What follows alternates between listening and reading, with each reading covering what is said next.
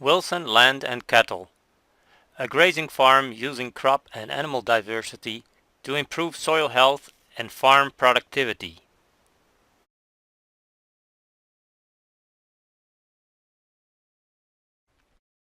Wilson Land and Cattle is the multi-species grazing farm of Russ and Lenny Wilson in Tionesta, Pennsylvania.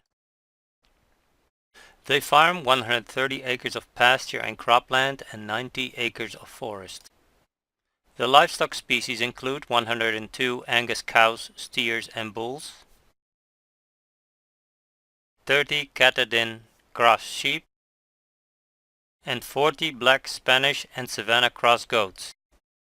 Wilson Land and Cattle aims to be a successful model for fulfilling relationships between soil, animals and people. This is achieved by using innovative farming techniques. The farm uses high stock density rotational grazing.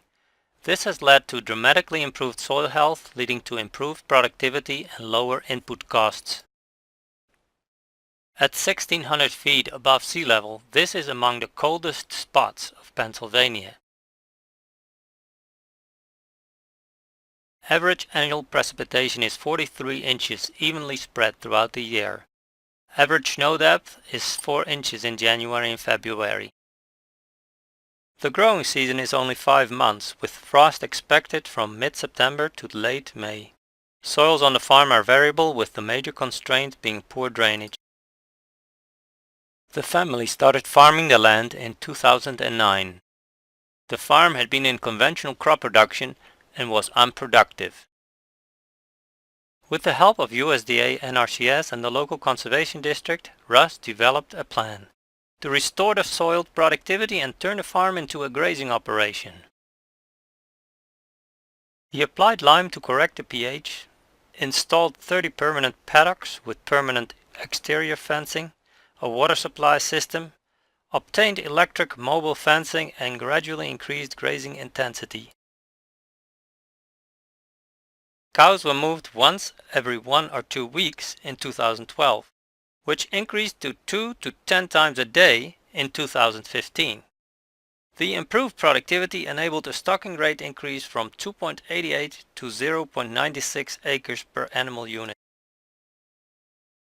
The number of grazing days increased from 120 to 267 days per year. The longer grazing season led to a reduction in purchased hay.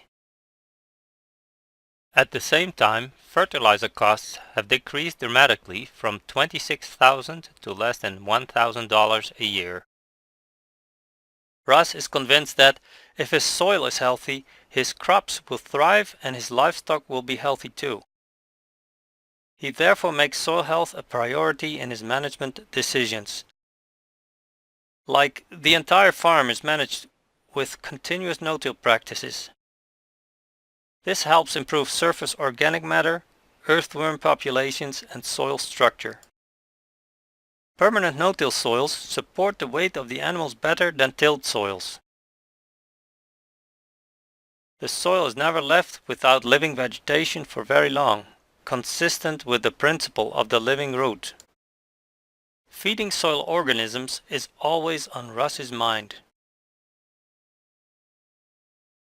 Grazing is managed so that the animals consume no more than 60% of the standing biomass, while 30 to 40% is trampled into the soil and 10% is left as solar panel to capture solar energy for regrowth. Several practices are used to limit soil compaction, make soils resist compaction, and make soils heal themselves from its effects. The soil is exposed to animal impact for only a short time, varying from a few hours to a day at a time. After grazing, the pastures are left to rest for 30 to 180 days. If the soil is too wet, the animals are kept in a covered shed where they are fed hay.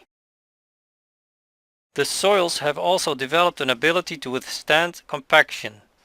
Living root systems act as a geotextile in the soil. Compaction is remediated by the action of living roots and soil organisms living in the rhizosphere. pH and soil fertility are checked annually and recommendations are followed to correct deficiencies. High stock density grazing leads to better distribution of manure and stronger root systems. Rust uses no insecticides or fungicides to avoid harming beneficial organisms. Rust does use burn-down herbicides to kill existing vegetation before no-till planting a new pasture. These herbicides have not shown to harm soil biological organisms in contrast to tillage. Diversity is a key element on the farm to build soil and pasture health and extend the grazing season. 73 different plant species are grown, usually in mixes. This includes 27 different cool season perennials, 17 species of warm season perennials, 11 species of cool season annuals, and 18 different warm season annuals like this corn cucurbits legume mix.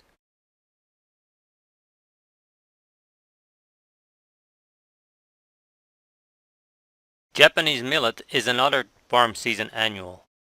It is adapted to poorly drained soils which are common on the farm. Stockpiling crops like corn, fescue and orchard grass allows grazing in the late fall and winter.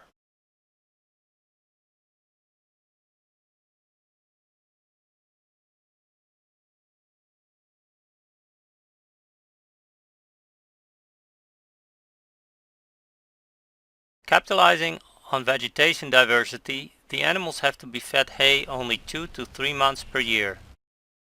By combining high stock density grazing, building soil health and crop and animal diversity, Wilson Land & Cattle is producing a high quality product while providing important ecosystem services that benefit our entire society.